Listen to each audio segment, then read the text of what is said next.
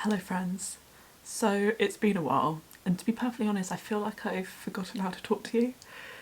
And I think it's been so long that I don't even know where to start. But I suppose I could let you know that I no longer live in Wellington. But which breaks my heart because I love Wellington. I instead live on an island called Stewart Island, which is, well, I know what you're thinking. Where's Stewart Island? Exactly. It's right at the bottom of New Zealand. Yeah, it's an hour via boat to get to the mainland. It's so close to Antarctica and it's so cold. But that's where I live at the minute, and I live here because I wasn't able to stay in Wellington for work. And can you see my breath? I can. Yeah, it's so cold. Yeah, I wasn't able to stay in Wellington because they weren't able to sponsor me.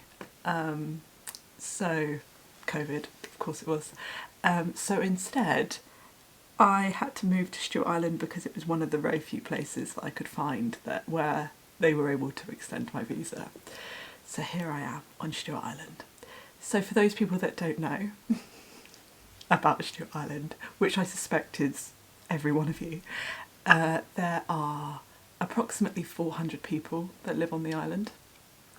There are approximately 18,000 kiwi birds. I have seen 5 kiwis in the wild, which I consider myself to be very lucky. That's pretty cool.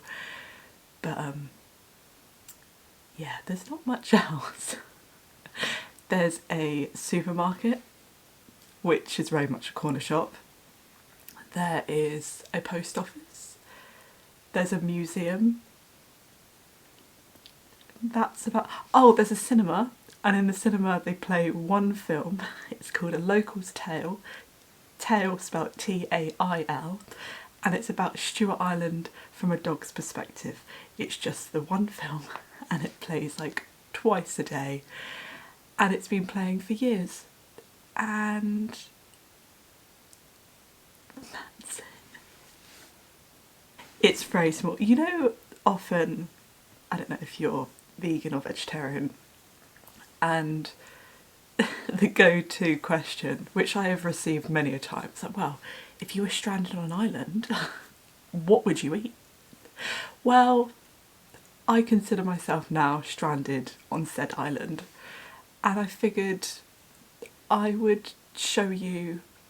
Well, the plan was I was going to show you around Stewart Island today, but I'm looking out the window right now and it's so miserable. It's so cloudy. And also, I hurt my ankle, which we will get to in a moment.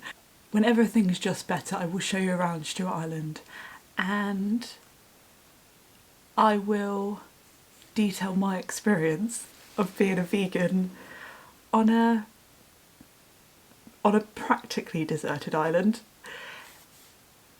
And we will conclude whether you can be vegan. Spoiler, you can, because I've been here for 2 months. But we'll go through that process together. And yeah, I don't think there's too much... No, there's loads to talk about. I was going to say, I don't think there's too much to talk about. I think I've explained everything. But no, there's a huge amount to talk about because, of course, I haven't said hello for over 6 months, close to a year. So I fell down on a step outside, well, where I'm living. And in that moment, it's actually quite tragic, and my personality type is that at least in front of people I pretend that everything's okay. But between friends, I've never felt so alone in my entire life, and I just cried. Just cried. You know how like an animal, like when you hear an animal in pain? That was the noise coming out of my mouth for about 20 minutes, and there was no one around. And on Stewart Island you have one doctor's surgery, but the hospital is on the mainland. and I know very few people here because I think for quite a while I've been quite reluctant to make friends, because I've been quite reluctant to call Stewart Island my home because I'm pining for Wellington and I'm pining for my life back, and I loved my life in Wellington, and it's just, yeah, it's very different to everyday life. But that's not to say that it doesn't have its qualities, because it does, but I just haven't been open to them. So yeah, I hurt myself. And I was like, oh God, what do I do? And that was on Thursday. Today is, what is today? Tuesday. Today's Tuesday. And I've just been in my bedroom since then. And it's only within the last 24 hours I've been able to put some weight on it. But yeah, I haven't been having the best time. I made a best friend in Wellington, and we don't talk anymore, so that's sad. So I've been crying about that quite a lot. And yeah, that's my life really.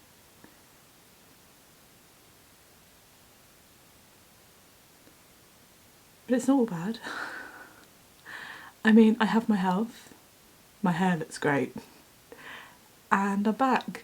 So hey, so I figured I'm gonna venture outside for the first time in close to a week, get some pizza, and I'll come back and we can chat about Stewart Island, of all things. Cool. Hey, so I got pizza.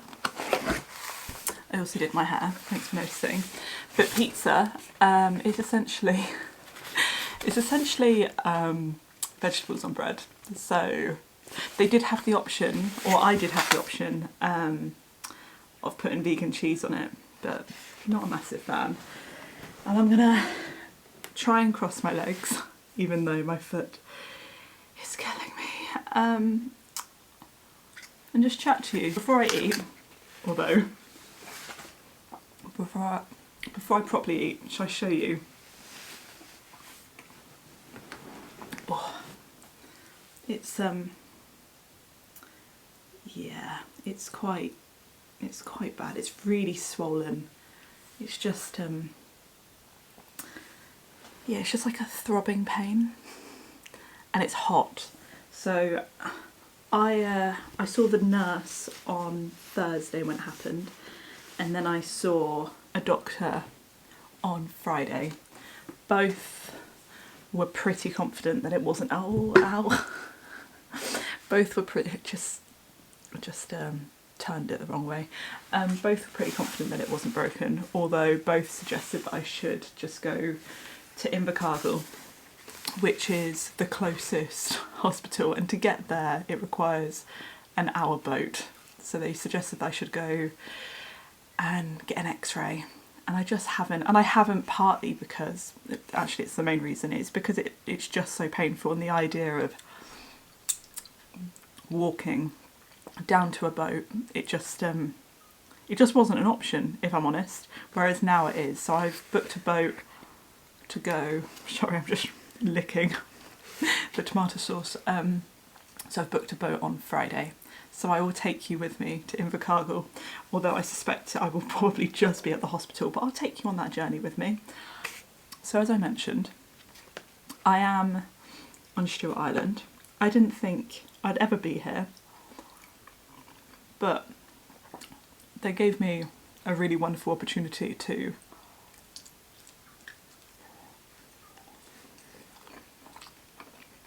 exchange my visa.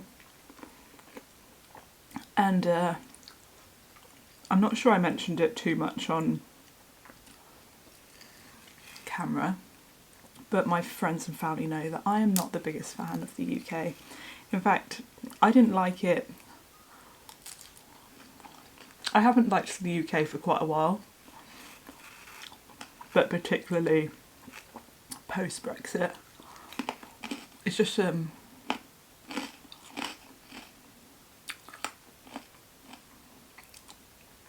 for me, it affected me greatly. So when I came over to New Zealand, initially the plan was, and it's still the plan, but when I jumped on that flight, the plan was that I was going to make New Zealand home. And then of course COVID happened. Anyway, the point is that I didn't like the UK when I left. And I certainly don't like it now. And whilst I have the opportunity to go back home, I just don't want to. And that's not to say that I don't miss my friends and my family back in the UK, because of course I do.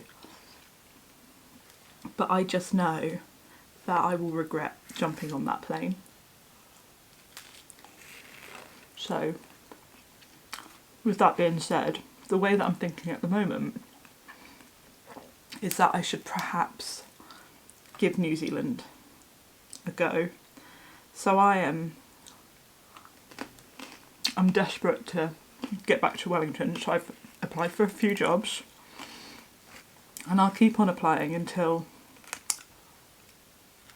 I don't know, until something happens. But for the moment, with the exception of me falling over and me being stupid, I'm safe here.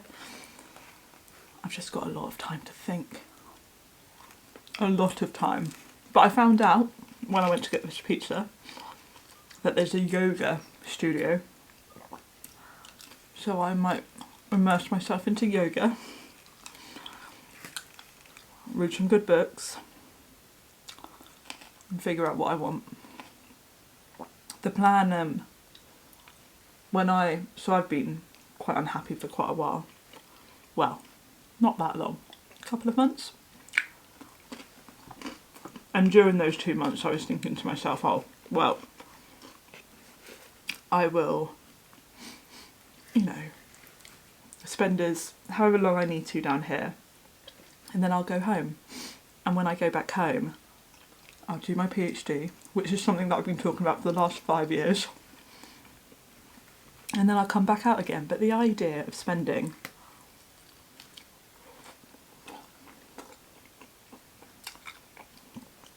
five to 10 years to get a PhD in order to come back out, I can't bear that right now. And I know it probably sounds silly to those people that don't understand, but the idea of going back home right now, it does fill me with dread, even though I'm desperate to see my mum. And, I'm desperate to see my mum, and I'm desperate to, put my arms around my friends. Something's just telling me to stay. So that's the update. I'm going to try and stay. But before I make any big grand plans,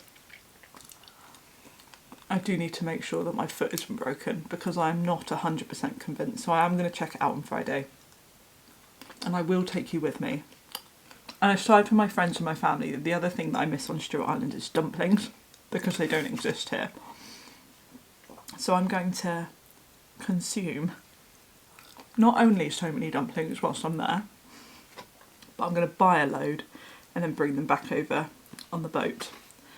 So yeah, I'm hoping that I'll just receive confirmation that it's not broken. I just need to take it easy, and then it will be fine. But yeah, one last piece I reckon. Oh, my foot, Jesus.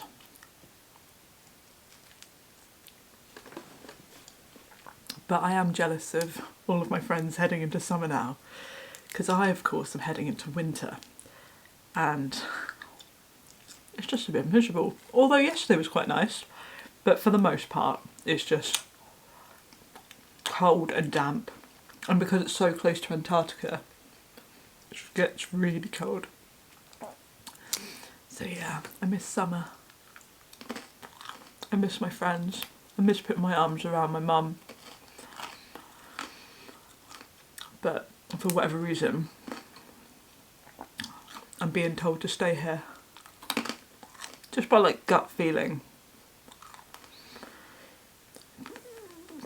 And I've always had this tendency to, when life gets a bit difficult, I quit. And that's not to say that that's not the right thing to do, because sometimes it is. But whilst life's a bit difficult here, I'm feeling a bit inspired to stay. So I'm going to stay. So the next time you see me, I will be on a boat. It's been a while. In fact, it's been far too long, but it's nice to be back. Right, I'll speak to you later. Peace.